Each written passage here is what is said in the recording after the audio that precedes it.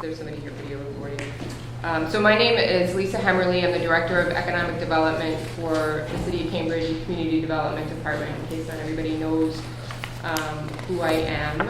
And I basically wanted to just say a few words, if that's okay, before we get kind of into the guts of what we're talking about today. I wanted to thank the task force for your support and perseverance.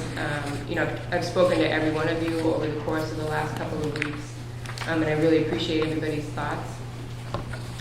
I also want to thank the members of the public who participated in this process thus far. I've gotten a lot of comments from people, and I really appreciate those. I'm trying to be as responsive, and Chris is trying to be as responsive as we can be. So I just ask for everybody's patience, as we go through that process of trying to respond to people in a meaningful way. And I have to, I just kind of take my hat off to everybody, because this is a really difficult issue to tackle, I think.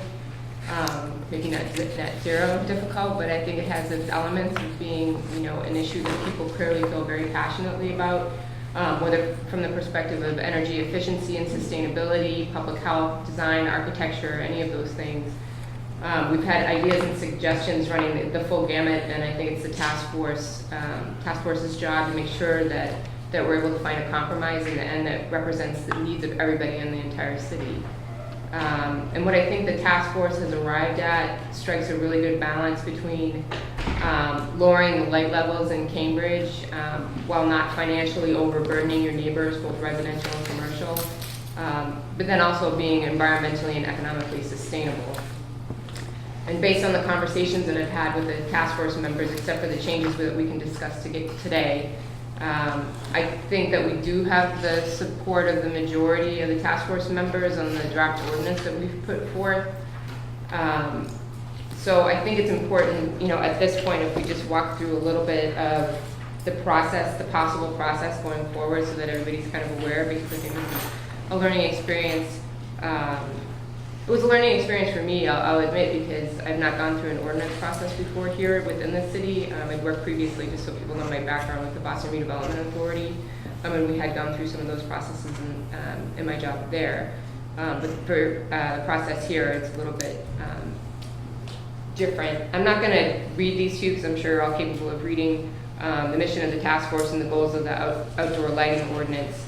But this is all in your handout, so that you have that for later.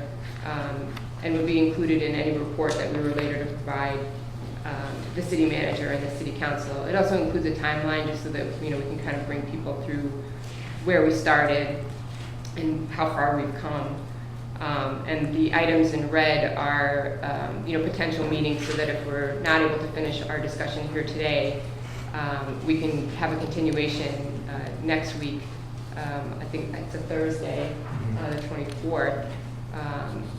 If we need to have that continuation and conversation, and then potentially being able to make a recommendation to the city manager and the city council and the ordinance committee in that October-November timeframe.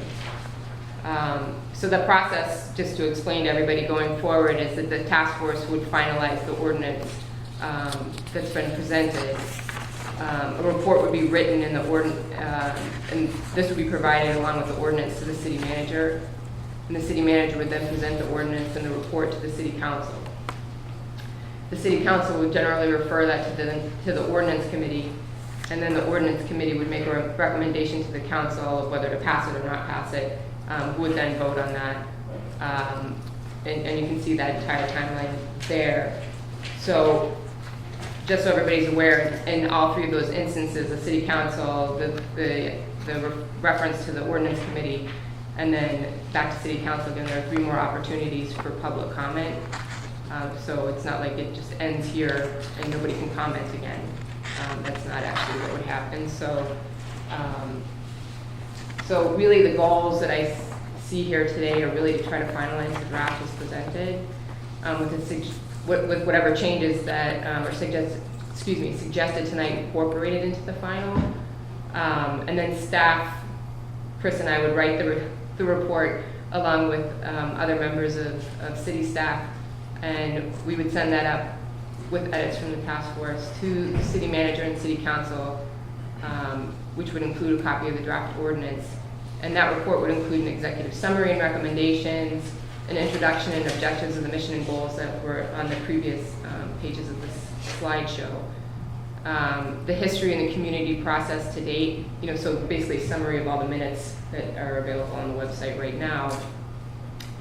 And the report would also note if there's not 100% agreement on all the issues, we would basically discuss what the consensus of the group was, but then we would also include any additional opinions so that the city manager and the city council are made aware. So I mean, even if you don't necessarily agree with the rest of the group, we're going to share those opinions with the council so that they're aware then, and then if you're not able to necessarily go to the city council meeting, the ordinance committee meeting, et cetera, to make an additional statement, those concerns or issues would be included in any report that we put forth. Somebody joining us? David. Hi, David. How are you? I'm well, thank you. Great. So we were just to back up for a second, we were basically going through what the process was, but you and I talked about on the phone about what that process would look like. So I just want to make sure you're comfortable if I just continue along with our presentation. Sure. Okay, great. Thank you so much for joining us on the phone. So I think it would make sense at this point, because you all have a copy of the draft ordinance. And I did make a few small changes. And before we get kind of like into some of the bigger issues I think that people had, some of these are, and our legal department is also working on, making some edits, some typos and things that we found that we're trying to update. So for under architectural lighting, which is under definitions on page 1, instead of using the word incidental, it had been suggested using secondary or ancillary. I hope that's not a huge issue for everybody, but I just wanted to make sure that you were made aware of that change. It didn't come as a surprise. And then on page 3, under T, Lux, we removed reference to the word candela because it's not defined anywhere else and could be confusing to the lay reader, especially since we're not defining it. So rather than go ahead and try to define it, we just struck it. And I hope that's okay. It seems to make sense to me. Why define something if it doesn't need definition? And then the next change is on page 5, which is under D, light color. Number 2, had been suggested that the color rendering index of any outdoor light source shall not, where it says it shall not be less than 65, that again, a layperson, putting in a bulb in their house would never be able to figure out what that color rendering index is. So we've included language for the performance standard color rendering index. That's, of course, obviously making the assumption that you will have a lighting plan and an engineer helping you with that lighting plan who will be able to determine what the color rendering index is. The next change, and this is actually an addition, so I'm not sure how everybody's going to feel about it, but I know it's been brought up on a couple of occasions about automatic shutoffs, and we've done some research on those automatic shutoffs for things like porch lights, is what we were thinking, and then obviously the landscape lighting and architectural lighting in residential districts, that automatic light shutoff controls, a daylight sensor or time clock are required with new or replacement light fixtures. The reason that we only said daylight sensors or time clock as opposed to motion sensor is because we really feel that would be a safety issue to add a motion sensor. If you want to have your porch light on, you want to have your porch light on because it's a safety thing. You don't want to walk up to your house, have the porch light flip on, and then realize that somebody's there. I think the essence of the need for automatic shutoffs would be because you want to obviously not have the light on all day long, all night. You just want to have it on during the night hours. So I'm not sure how people feel about this, but we can come back to it. But I just kind of wanted to let you know that we added that. And we did do some research. Actually, I should say Chris did quite a bit of research to make sure that fixtures with automatic shut-offs are not cost exclusive, because obviously we don't want to have people having to spend an extra $100 on a fixture to have an automatic shut-off, and it turns out that it's, pretty much price comparable. So that's one addition, and I think that's the only actual addition that we've made based on suggestions that we heard. And then under the prescriptive standards, which is F, we've changed the maximum initial lumens per light fixture to 315, which actually, since we're using the model lighting ordinance for these lumen levels, we wanted to make sure that we're using them consistently, so we took it from 390 to 315 to basically match up with the model lighting ordinance. So those are really just some edits, but obviously that doesn't get into kind of the bigger issues that I think are remaining. So I'd love to go through those and just have a discussion about those. And I started with the easiest one first, which I hope you don't mind, which is the model lighting ordinance lighting zone designations across Cambridge. I know a lot of people have questions about where those lighting zones actually are. And so we've included a map in the handouts so that it makes it very clear where lighting zone 2 and lighting zone 3 exist in Cambridge. And those would be in effect under the performance standard if you were to use the LEED light pollution credit version, standard I should say. So I just want to make sure that everybody's okay with that. And then the next issue is the auto shut-off, which we just discussed. So I guess I got ahead of myself. I was excited about automatic shut-offs for outdoor light fixtures. But I don't know if this is a good time if people have concerns or comments about the automatic shut-offs. Again, it's just a way to ensure that we're having energy savings across the city and people aren't leaving their porch lights on 24/7. And again, we're suggesting time clock and daylight shut-offs and not motion sensors because we're concerned with safety. If I don't hear anybody comment, I'm just going to continue. So 4,000 K color temperature. I know a lot of people have been writing me one way or the other about the limit being too high. I think when we originally discussed this, we talked about trying to tie it to the same color temperature being required in the city at 4,000 K. I know that a lot of people maybe do feel it's too high. I'm not sure. I guess we'll hear that tonight. We can talk about that. And Carolyn, I know that we talked about it and you do feel that it's too high. I do feel as if we should try to strike a balance between lowering it too much more because then you get inefficient lights, and then you're wasting more energy. So if we can try to find a balance that makes, I don't know if we'll make everybody happy, but if we could do that, that would be wonderful. So I don't know if we want to just kind of go to the task force members.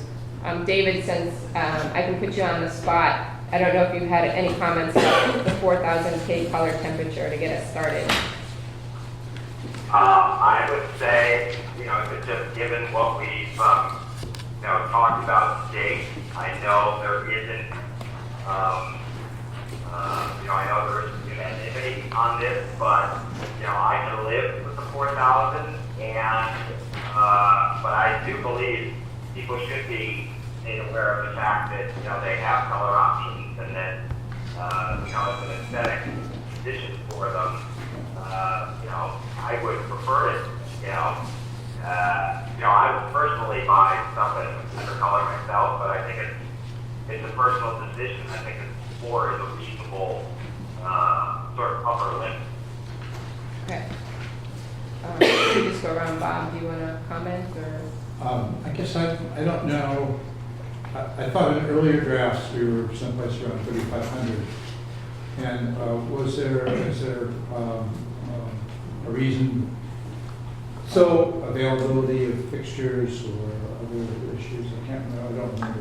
What we proposed previously in the August meeting of last year was what we reached a consensus about was 4,000 was the maximum limit. We would list as a preference would be through 3,500. But when we took that to the law department, they said no, you can't list a preference, you just list the limit, That's the limit. and then that would be it. And in the promotional materials, we certainly can promote, similar to what we were wanting to do in the ordinance itself, promote people use as low a color temperature as possible. It's just a matter of what the actual upper limit is. So we could recommend things. In the promotional in materials. In the instructive, Right. educational materials. Correct. It's different, if it's not included in the ordinance. Correct, correct, yes. Yeah, I would, love to see us promote all over. Yeah, I have, I organized all of my points that I want to make in one presentation, so I'd like to address these in turn. Just for this one, yes, I did not think that we had come to a consensus on 4,000. I thought that we had come to consensus on 3,500. I thought that one of the reasons we had gone to 4,000 was that the street lights, which were spec'd like 6 or 7 years ago, at the time, that was a significant savings in energy if you spec 4,000 rather than a warmer light temperature. And so I understood why the city wanted to include a standard in this ordinance that wouldn't reflect with what's already been spec for that big investment in street lights. But I do feel like that's water under the bridge, and that since the city has spec 3,500 or less for parks and recreation areas, as I understand it, that we'd be very safe just moving it down to 3,500 across the board everywhere. And that, all sorts of data has come out about better color rendition and also better, less attraction to insects and, sleep issues and so forth. So that would be my preference, would be to go back what some of us thought was the compromise, which was 3,500. Peter? Sorry. I just want to go around everybody Yeah, first. I've done less research on this than some of my cohorts have. I think if it's true, and I don't know that it is or isn't, that the city is routinely spec'ing 3,500 in the projects it's undertaking now on its own accord, then that might be a rationale for saying that's an appropriate standard. Okay. So, But I could also live with the 4,000 as long as we're promoting the advantages of the lower temperatures. okay. We are moving towards the lower, 3,000 to 3,500 in parks and pedestrian It's areas. good to know. And Right. we have started in the common, which you'll see. Then- But we are maintaining the 4,000 for the street lighting. Sure, but that was a prior decision that was made Yeah. in Right. In a different in a different era. technical environment. Yes. And if Even the- going forward with the decorative, we're staying at 4,000. We're, right now, For- they're up over 4,000. for decorative Because of the- streetlights. Yes. Right. But we're not, this ordinance isn't addressing streetlights. Correct. It's But just as addressing, a. it's addressing, a lot of other outdoor lighting situations. And Yeah. if the city has moved in its head to 3,500 as its standard, then that might be appropriate for this. Can I just go to the one technical thing? Sure. I'm sorry, Charlie. I'm going way out of it. No, just the other reason why 4K was used for the streetlights is because there is research that shows that the detection distance is better with 4K than it is with any other source, 3K, 5K. So it was from a safety standpoint, and there's also research that shows subjectively when you go across a wide range of folks who judge preference of color, temperature, that they all end up about the same. That That's interesting, said, because I looked into those studies and I found the lower values. yeah, the Clanton Ron Gibbons study was the one where they actually did the test with that. That said, I use 27 at my house. So no, I mean, so I absolutely agree. What's good for you is good for everyone. I absolutely agree that promoting it is Yeah. a great idea, but I just wanted to clarify, but that's, Yeah. the 4 had a few more things in it than. I see. Charlie? I've always had difficulty going above 3,000. And we've got into multiple agreements over the course of these 2 years for a lower number than 4,000, and 4,000 keeps getting put back in. So that there's a 4,000 on the page is just it's not correct. You know, so if we can, that's, If so, we can come to consensus on 3,500, would people be comfortable with that?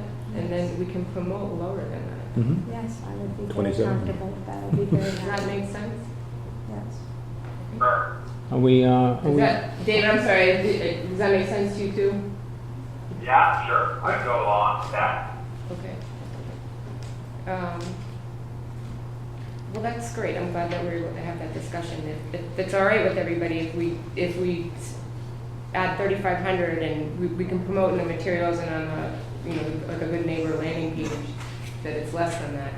Okay, Yeah, so- and I think we can do more because I've looked at a lot of product listings and so forth, and the vast majority of products now available in the big box stores are warmer quality, so it's very easy. And they're So- also more energy saving than they were 5 years ago. Yeah. so I just want to be absolutely clear. So that's 5 people in favor of 3,500, and it's going to go in. Mhm. Because we've done this before, and it didn't go in. I'm sorry, I don't know what you're I saying. just want absolute clarity that the 3,500 is going in. Yes, sir. Okay. And we're going to promote lower than that. So I know that some people were concerned about, you know, the capacity of enforcement and the review process of exemption. It's, you know, and maybe that's, people consider that a staffing issue, I'm not sure, you know, and Ranjit, I don't know, feel free to jump in. But, and I don't mean to, I'm not trying to throw you under the bus. And it's not something that we can dictate in an ordinance about somebody's staffing levels. It's something that if the task force feels strongly about it, enough about it, we can add language in the report to say, this is how we feel about it. But it's not something that we can dictate in a legal ordinance. And this is a conversation that we had with our legal department. You know, certainly, you know, Ranjit has been part of this process all along and is aware of, you know, what staffing needs will need to take place in order to meet the requirements of this ordinance and the exemption process. You know, but I just kind of wanted to let you all know that, and if there are comments, you know, that you all want to include in a report to the city manager and city council, you know, we'll take those notes down. Well, okay. So around that issue, I mean, wouldn't there be, I mean, can you take a quick poll about that? Wouldn't there be consensus that in this report, we would, as a group, advocate the city, focus its resources to ensure it can be ministered? I mean, whatever the right proper term of art is, it's hard to imagine that we wouldn't advocate for that. Okay. Is everybody okay with that? If we I include think we that? need to go further. Okay. And what is that?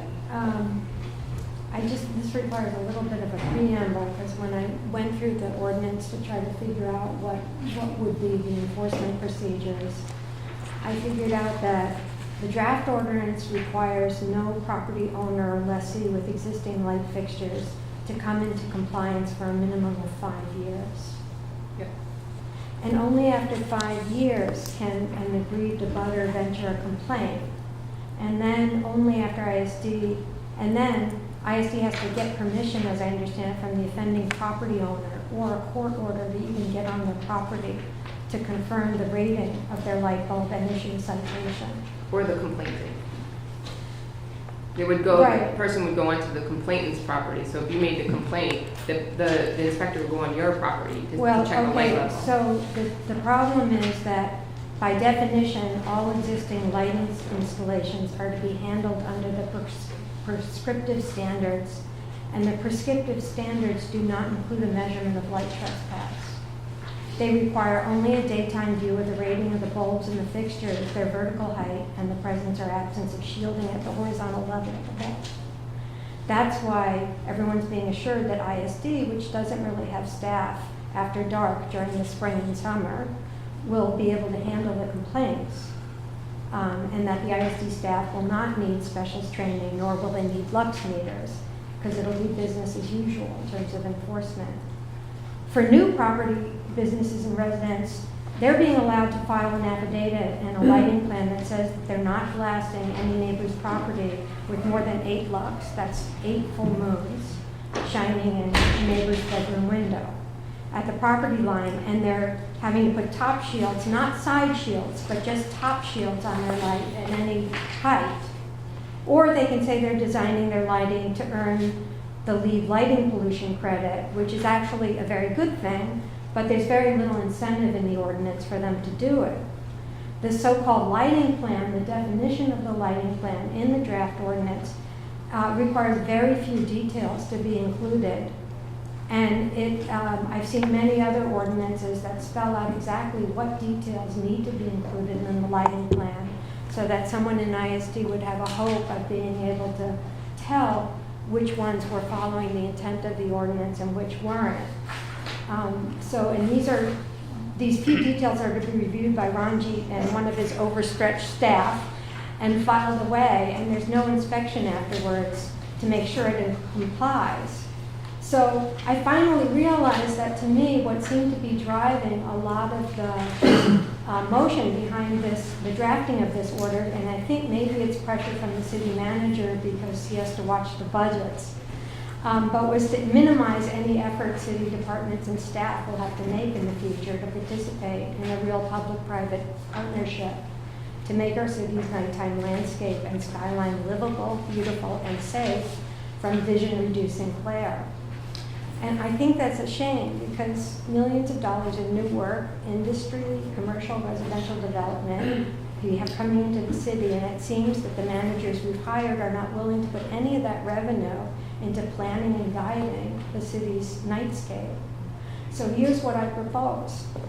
I think we need to have timely relief to the people who've been coming to these meetings for year after year and asking for some protection from spotlights shining in their kids' bedroom windows and from people being blinded as they walk down the sidewalk from unnecessarily bright wall packs. I think that we can easily require within 6 months after the 3-month hiatus after passage and before the ordinance goes into effect, that relief from simple installations that can be amended by one or more of the following: a change of light bulb, a change of angle, an addition of shielding, or modification or replacement at a cost of less than $200. And since this is complaint-driven, ISD must be organized to follow through with hours, inspectors, and processes. And I think we need to demand on Ranjit's behalf that he has the resources to do this. I've looked on the Inspectional Services website. There's no portal for anyone to make any comment or complaint about lighting in the city. And I think that we ought to encourage people to make early changes by waiving the permit fee, the electric permit fee, for any resident or business willing to adjust their lighting to conform within the first 3 years, as well as provide the educational materials, including motivations, diagrams, and instructions for easy fixes, including very specific products. I'm going to try to, you brought up a lot of good points, and I'm going to try to hit them all. If I forgot one, please remind me. Okay. Because I'm not trying to miss it on purpose. I think that that every city, and we did a comparison, this is only for an example purposes, I mean, we didn't look at every city everywhere all the time, but most cities have a phase-in period. Yeah. I think the discussion occurred that 5 years was a minimum lease time, so I think that's where the discussion started with the 5 years. I would be concerned about going too close to the other side because we don't want to overburden our neighbors, by having everybody throw out their light bulbs all of a sudden that they do have, right? Because that's really bad for the environment, and I know that you're supposed to recycle them, but how many people unfortunately probably do recycle light bulbs that have mercury in them, or having your 87-year-old neighbor have to replace their light fixture really in a too short period of time. So, I hope that we can find somewhere between immediate and the 5 years to upgrade light fixtures. I think that we can create a landing page, like a web page, you know, that it's like includes all of this good neighbor information, and a place that if we can, and Ranjit, I'm sorry if I'm throwing you on the bus on this one, that, you know, that they would be able to file an online complaint of some sort, you know, or at least there'd be a place to say this is where, you know, the person that you would file a complaint with. I don't think that that's an issue. We do that with other websites. By the way, I've seen in the model ordinance that they do suggest that there be remedies for more. In the short term. Yes, and I've looked at a lot more ordinances across the country. These are mostly local ordinances. And some of the ordinances across the country do actually delineate these 3 fixes that you could do, the 4 fixes that you could do Okay. with very little trouble and money out front. And so I think we should be able to come to some kind of agreement that there can be some kind of relief that wouldn't be too burdensome. Part of the problem is also, and I'm going to get to this later when we talk about the zones, is that there's a difference between the concern about 5-year leases in a commercial zone where this is a big capital expense for people that have to change. And yes, they do need 5 years and some help. Or between primarily residential districts where really someone can screw in a light bulb or tilt their wall pack down. And I think we just owe it to the people of the city to just be helpful in that regard.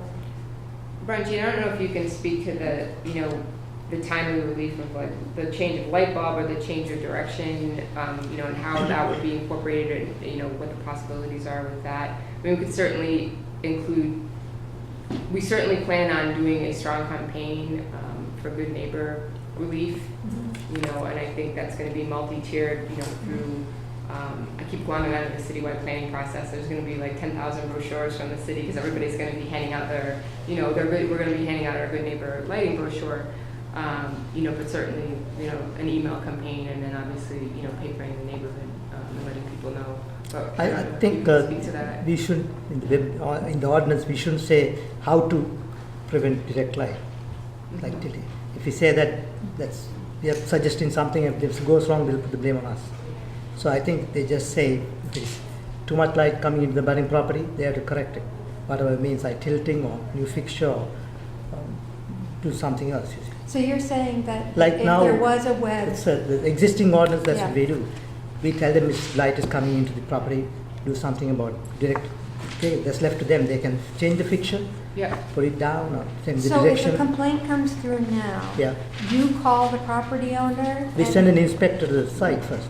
And are they allowed on the site? Well, they ask permission to go in. Okay. And how often, I mean, they Most of the time they let us go in. Okay, so if they let you, they go in, you're going during the daytime, I presume, right? Yeah. Yeah. So now, no, in fact, yesterday it was like 8 o'clock at night to your property. You came to my Well, property? no, next door's property because there was a complaint about lighting. I didn't make that complaint. Well, what I wanted to do was put a nail in the coffin of the mythology that is recited to me by multiple people who are like in the audience, and is that we don't have protection in the residential areas. We do, and I have a hand up. Here it is, and it's actually very good protection. And this ordinance doesn't rise to it. And it also doesn't rise to it in enforceability. And another myth is that I said the ordinance was broken. Here's my PowerPoint slide. It says existing language for the residential areas. No changes proposed. Is this in the zoning? I'm sorry, I can't see. This is where in the you're- zoning Yeah. ordinance. Yeah, and that wouldn't change. No, I no, think that's remaining, isn't it? no, well, not entirely. It is you have a line that overrides it in its entirety. No, So- you told me that you would take 7.20 out of the zoning ordinance if this. Oh, if they were in ordinance conflict. passed. If they're in conflict. Okay. Event property. If, in other words, and I said this at the last meeting, in other words, if, as Ranjit says, if you go to the ordinance and you read it and it says you can put a row or a wall of 40-watt light bulbs at your property line, which is what it says, you can do that. And you can go to, and there's nothing that can be done about it, because it's following the letter of the ordinance. That's Ranjit's point. We should not be telling them what they can or cannot do. It's just on the other property that we care about, the person who lives next door. So we already went through this. At its heart, this ordinance is unenforceable, and the justification for it is saying that the existing law is not, it either doesn't exist, which, well, here it is, or is unenforceable. And here's a guy who's enforced it many times. And I've seen it That's what I'm enforced. trying to find out about from, So- excuse me, Charlie. Well, I just want to say the first thing they do is they usually have a discussion with the person whose property is. What I tried to do in yours was just have a case study. Are these lights legal or illegal? Just get to that question point. And how do they decide that? What is the thought process? And then the rest of the thing is they just become, their first thing is what Andrea does so well, is be this intermediary and just sort of charm people into being a better neighbor. And then if that doesn't work, then it escalates, and it eventually ends up into these ridiculous court proceedings which go nowhere for many years, in fact, decades on 43 Cedar Street, like decades, 20 years. So I went through all this the last time. I will go through it every meeting, and, it's ignored. So at its heart, that's, and I said what I've done is, and I told everybody, is I've just pruned out everything except for lighting zone 3, because the low-density residential areas are actually protected. It's the other areas almost have no regulation at all. There's the parking lot regulations. So that's the point. Is you're weakening people's existing protections by having something unenforceable. And Quentin Zondervan, who's not here today, he I respectfully disagree. I actually think this is actually more enforceable than the current zoning, because How many we times- give an actual value for the inspectors. but you've never Ranjit, enforced anything. Charlie, I'd just like to finish if that's okay, because we actually give values for the inspectors to go out and be able to measure from an abutter's property or from the actual person's property if they are allowed, the inspectors are allowed on their property. So I actually think this is more enforceable than the zoning that we have right now. So can So I I'm just just gonna go respectfully back to disagree on my that point. original question, because Charlie, we're not talking about the zoning ordinance, and that only provides protection to the very few % of people who live in A, B, C, and C1. And I think we're looking for broader help here. So I just want to understand. There are changes to the zoning ordinance as part of this package. Yes, It's on this page here. I think we'll get to them. So I just want to know, so you're saying that. No, if there are values, as you said, the numbers to check for, it'll be easier for us than just plain language. Otherwise, you have to make a determination whether there is glare or coming into the property. At least if you use some measurement device, then we can measure the intensity of the light. Okay, So I think that's what we are proposing in this ordinance, right? And we're also proposing limits on the Propose new fixtures too. lumens Yeah. that you can have and the design of the fixture that you can have, so. which currently isn't the And case. I'm going to get to that when we get to that part of it. But I just want to ask whether what I've suggested and proposed as an interim solution for relief for people who have acute light trespass is a possibility for us to include in a revision to I this. think we can draft language and send that around to you. I mean, it's gonna take legal more than a week, we won't be able to do that by the 24th. It'll take them longer to turn that around, but we can Yes. propose that language, send it around to you all, and then send it to legal to have them look just at that piece, Okay. Now, that would take care of obviously the immediate issue, right? You know, and as part of that good neighbor campaign. And then you still have the 5-year phase-in for the remainder. Is that where we're still okay with, or I just want to Well, make sure? in other words, I want to make sure that there's immediate relief provided for, I don't think it should be, I mean, there could be people in offices who are having this problem, but just for acute light trespass situations that can be corrected, that don't require a 5-year plan and a huge expenditure. So just to clarify, Yeah. or just to double check. So what you're proposing is that there would still be the zoning regulations that would be protecting within that 5-year period, the residential districts, that until the 5 years kicks in. Yes, that would be good, but that's not what I'm saying, Chris. What I'm saying is that for all of Cambridge, or at least all of Zone 2 Cambridge, people would be able to ask, if they weren't successful being good neighbors and having Yep. those conversations, they would be able to go to a portal or call up Ron G on ISD's and say, I have this problem, I've got a spotlight in my kid's window, or there's a spotlight on the street that makes it hard to see who's coming at me. Can you please go out and check and see whether we can get this in compliance in some easy manner that doesn't require 5 years and huge investment? And it may just include something simple as turning the light away. It may be, I said 4 things. It could be changing the bulb. It could be redirecting the light. It could be adding shielding to the light. Or it could be a quick replacement of a small isolated fixture that's going to cost $200 a yet, and we would waive the fee for the permit in order to encourage adherence to the spirit of this legislation. I want to make sure everybody's comfortable with that route.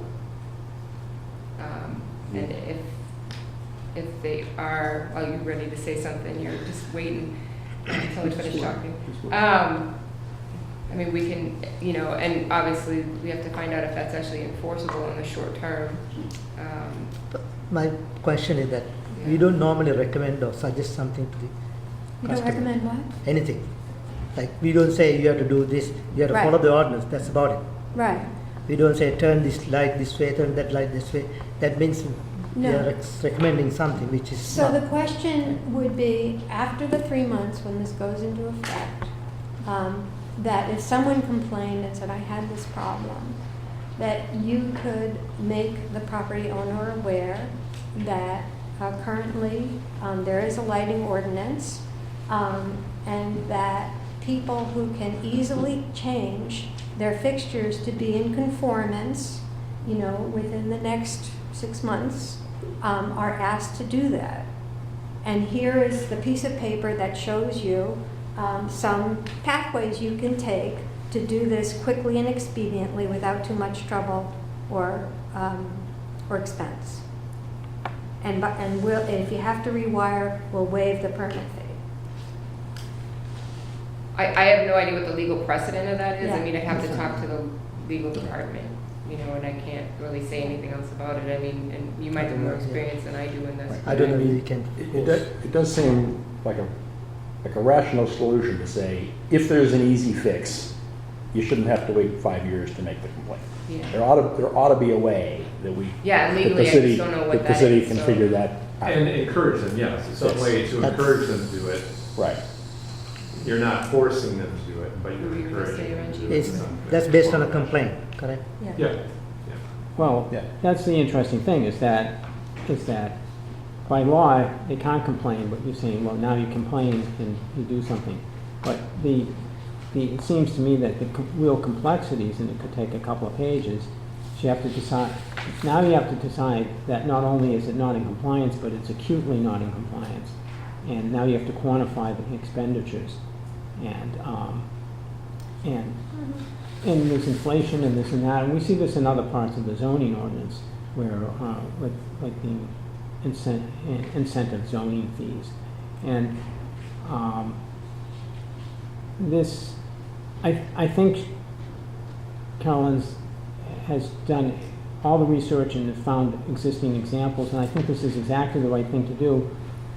But we wouldn't be here writing the law if people would just, if you just go over to your neighbor and say, oh, turn that down. The reason why we're here is because we're dealing with people who don't turn it down and have no intention of turning it down.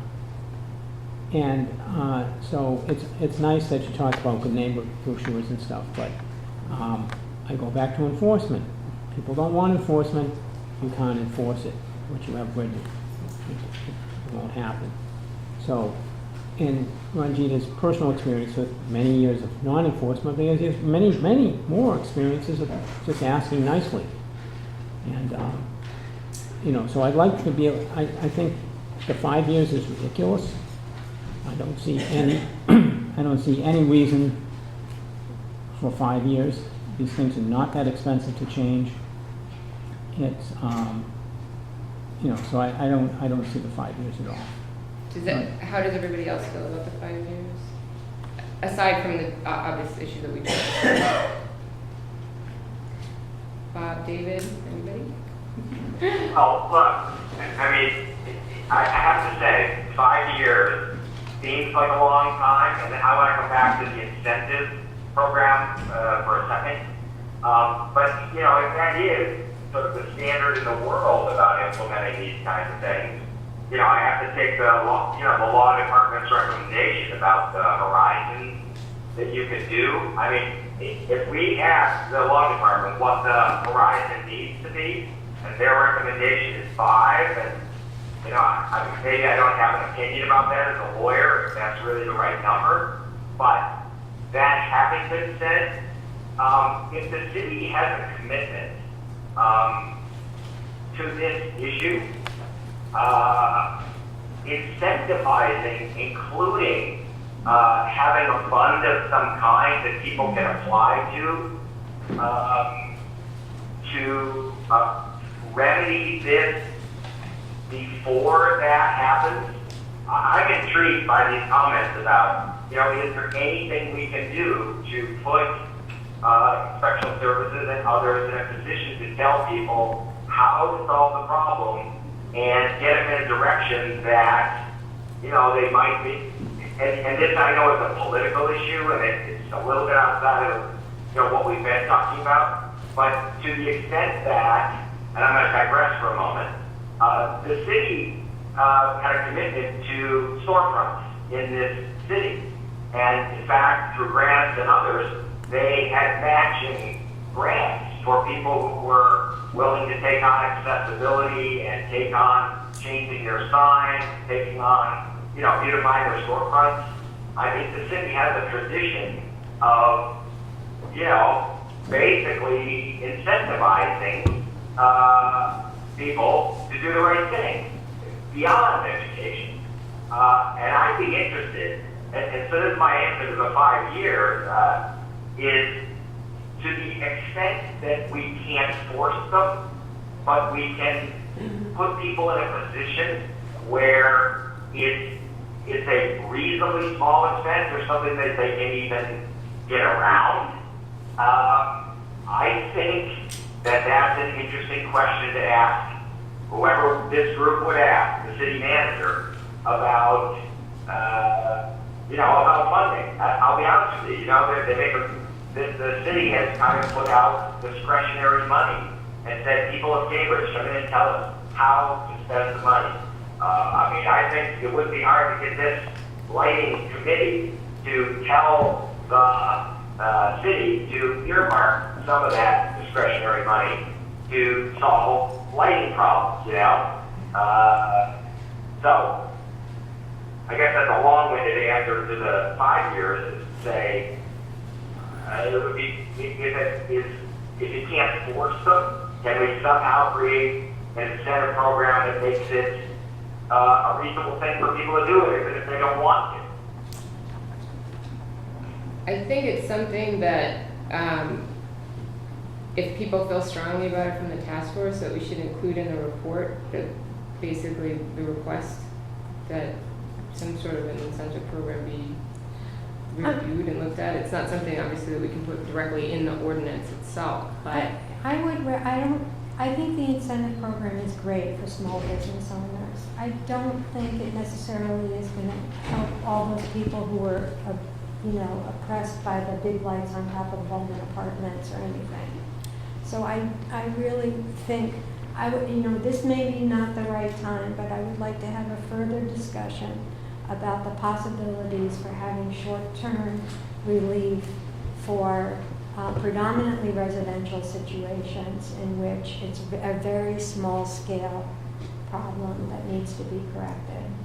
And I really would like to move on to, I'm worried about the time, and there's something I think is really important to discuss, if we can. First, though, before, is there anybody else that had comments about 5 years? I just want to agree with Carol Lynn. That's the fundamental defect here is that there's the low density residential areas, and then which is LZ2, and then there's LZ3. They're very, very different. People are building giant buildings in LZ3, and they're going to produce way more lumens than we ever will in two-family houses. So, and it's something Glenn tried to convince me of years ago when I was presenting to a community group, is that it's two different problems, it's two different ordinances, it's just two different things. Because what the homeowner can do and afford to do and can understand to do, and the impact of 5 years of a light shining on you is so very different in the low-density residential neighborhood than it is in Kendall Square. It's just two different planets. And for someone to be losing sleep for 5 years is sort of unconscionable. So what are you recommending? I'm just trying to get to are you talking obviously less than 5 years? I don't think that we would be comfortable recommending immediate, because that's just too much of a financial burden on everybody. So I'm just asking what your opinion is. Other than 5 years, what would it be? If your argument for 5 years is massive commercial leases by Biogen, that's a lighting zone 3 problem. Everywhere else, it's a different problem. There should be two parts of this ordinance. It should be the part for normal mortals and the part for everybody else, for the big areas. So what would the phasing periods be for those? I don't actually think you should have a phase-in period for residential areas, because those lights wouldn't be in compliance today.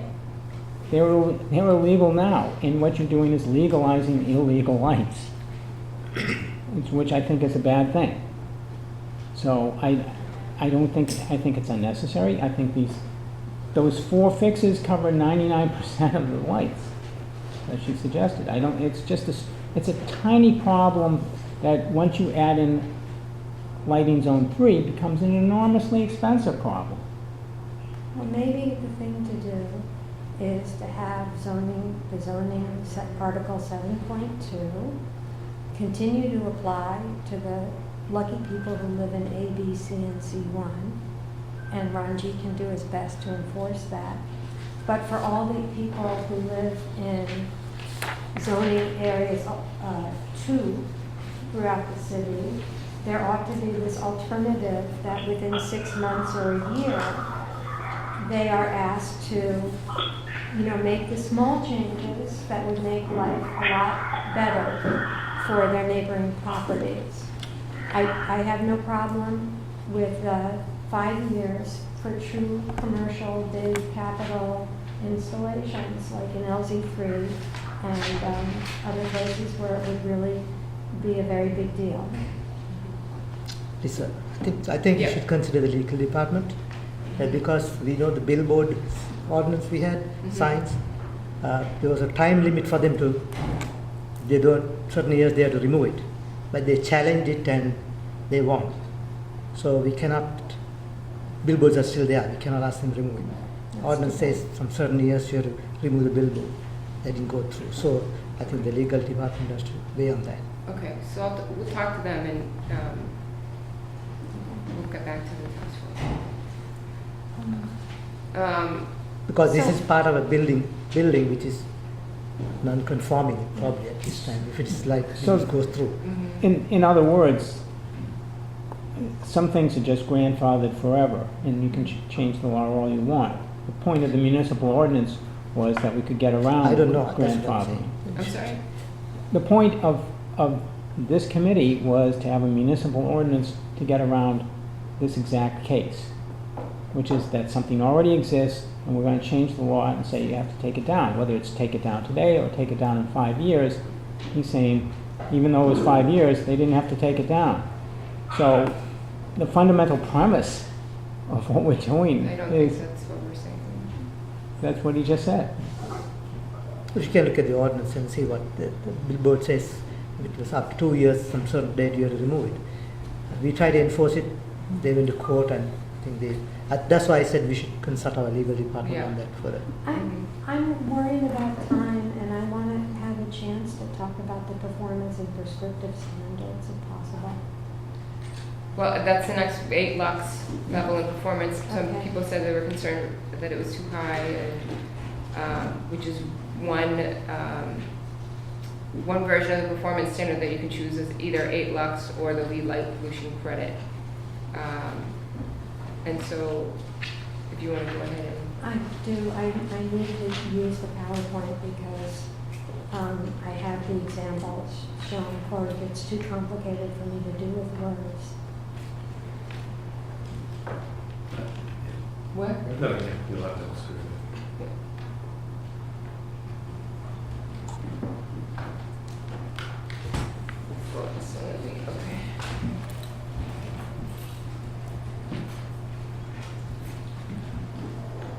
Hi, David. Thank you. Oh. Hey, he jumped out of the phone and Turn the appeared, phone he's off a now. wizard. Jeff, are you still there? Probably on mute. Yeah. I must be there. Yeah, I'm still here. I just have my phone on mute. Sure, I'm just that's here to help if there's any questions or Yep. anything that comes up. So Great. I'll just be on mute unless somebody directly asks me something. Okay, thank you. Can we turn off sunlight? Because I did this in the dark.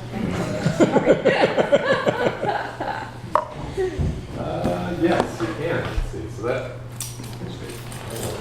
Okay.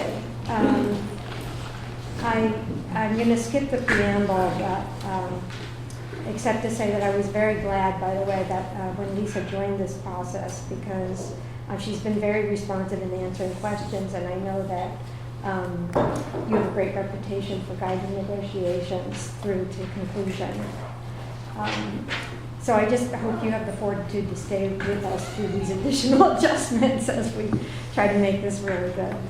I've spent more than 60 hours in the past week on my own dime, basically reviewing the draft ordinance, the model lighting ordinance, the lead lighting pollution credit, the Navy's pattern outdoor lighting code version 2.0 from 2010, materials for manufacturers and lighting designers and researchers.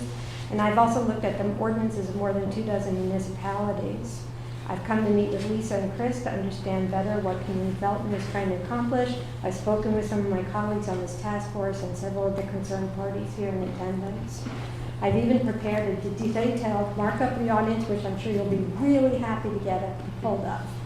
So what I want to focus on now is there's some curious inconsistencies in this order, and I'm going to start with the 8 lux thing because that was the one that really leapt out at me.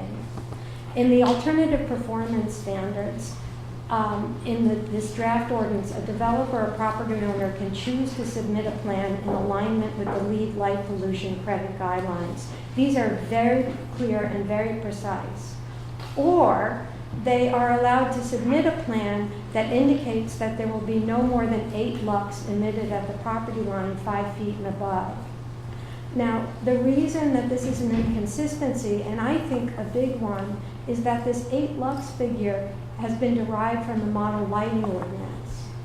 But in the model lighting ordinance, this table only applies to non-residential areas. And the 8 lux value only applies to commercial and industrial zones, zone 3, which on the Cambridge Light Zone map are only the smaller, darker areas. But this draft ordinance has 8 lux for the entire city, whereas in the model lighting ordinance, a limit of 3 lux at the property line for all Zone 2 areas, the lighter areas, that make up the majority of our city. You can see that here. In truth, the more appropriate alternative choice for the alternative performance standards, since it is substituting for the LEED standards, should be the LEED lighting pollution credit standard for trespass at the property boundaries, and that figure is 2 lux for Zone 3 and 1 lux for Zone 2. Here's the LEED statement about Zone 3. So no illuminance over 2.2 horizontal vertical foot candles or 2 vertical lux at the LEED property boundary. And for Zone 2, no more than 1 vertical lux at the LEED property boundary. So that's a kind of very confusing mishmash. I'm going to stay on this mishmash of things. If we want to be consistent in the alternative performance standards, we should be using the LEED standards for lux at the boundaries, 1 and 2, and divided between these 2 different districts, commercial and mostly residential. Or if we really want to stick to the model lighting ordinances, which is only intended for commercial properties, that would at least go down to 3, and it would not be 8. So that's the first point I want to make about lux. Can we stay on that point and then just have that discussion before we move on? Because I don't want to lose that. Okay, I also want to make the point that I think many people who I've talked to are under the impression that the 8 lux prescribes to all properties in the city, and that in fact Ranjit and his folks are going to be going out at night with light meters and measuring whether it's 8 lux at the boundary. And in the way the ordinance is written, that is not the case. That only applies to organizations that have chosen to submit a lighting plan in advance of constructing their property, their buildings, and designing their lighting plan. So in fact, this lux standard right now only applies to people planning future projects, and it is not used in deciding whether people in all these big group, the yellow areas, have too much light trespass on their property. Currently. Instead, for the prescriptive method, Ranjit has to go and look at the power of the light bulb and the shielding of the light bulb and directionality. So I'm saying 2 things here. I'm saying that A, for all those situations in which people are applying for permits for future installations and future buildings, the standard for lux at the boundary should be consistent with the side-by-side standard that's being put forth, the LEED standard, which is 2 for commercial areas, and that it should be 1 for these residential areas. And I do think that people living in the Zone 2 areas should be able to check whether lighting on an abutter's property is in conformance by using a lux meter to measure the 1 lux at the property line. Okay, So that's it on that.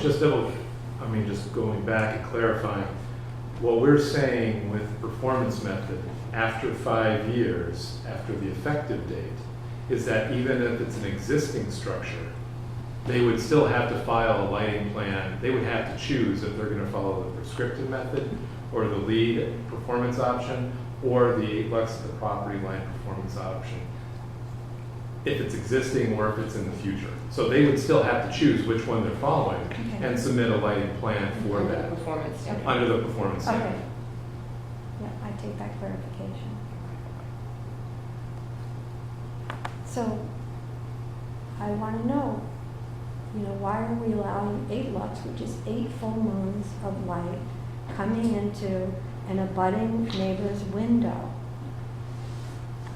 bedroom window, where their child might be sleeping, in a non-commercial Zone 2 area?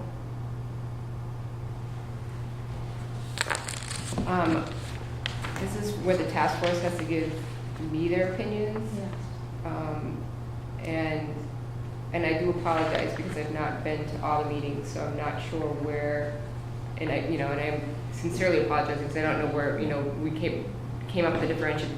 I think it was more of a creative standard between the 8 lux and the lead light pollution credit. I don't know that. I need you all to tell me that, and how you feel about that. And you've obviously, Carolyn, you've told me how you feel about that. But I need the other task force member opinions on that. Well, I mean, originally, just for clarification, originally, when we were talking about this last August, it was only going to be for the areas that are designated lighting zone 3. Because For the 8 that's lux. for performance method period, yeah. Oh, for performance. 8 lux was the performance method, lead wasn't proposed until that meeting, until during that meeting. To look at lead as an option as well as the 8 lux. So originally, last August, it was only going to be one performance method option, which was the 8 lux at the property line, and it would be for those areas that are now designated as lighting zone 3. Can I ask a really stupid question, which is, maybe it's stupid, I don't know, but as opposed to saying, in that 8 lux version, or actually it would be 8 lux and 3 lux, right? So we'd have lighting zone 2, 3 lux, lighting zone 3, 8 That's lux. the model lighting ordinance standard for commercial areas. And for urban, I mean, it's also So- urban. Yes, It's urban. urban Yes, residential. no, Residential. it's anything zone 3 and up. Right, but zone Okay. 2 would be 3 lux and that's, Yes. right, urban For residential. model lighting, yes. Right, so rather than, I would imagine, and again, please jump in, because, I am not the lighting expert here, but rather than making the differentiation, wouldn't you just go with the lead light pollution credit Yeah. and just eliminate the 8 lux standard totally? I mean, I don't know, I'm asking the question. I just want to say that Charlie came up with this idea of saying, why don't we just require all big developments in zone 3 areas? We're talking about, I think your figure was 10,000 square feet or more, which are already going to be hiring lighting designers and spending lots of money and so forth. Why don't we just require them all to do the lead lux, the lead light Light pollution credit? Because, like, I'm sure that, Forest City and, Dave Chwinski and people who are, architects and developers for these areas would be very happy to have a sensible set of standards that are well vetted, beautifully described, and they can not wonder what's going to happen when we go submit this thing. They can just do what they would have to do for the certification, and it's done.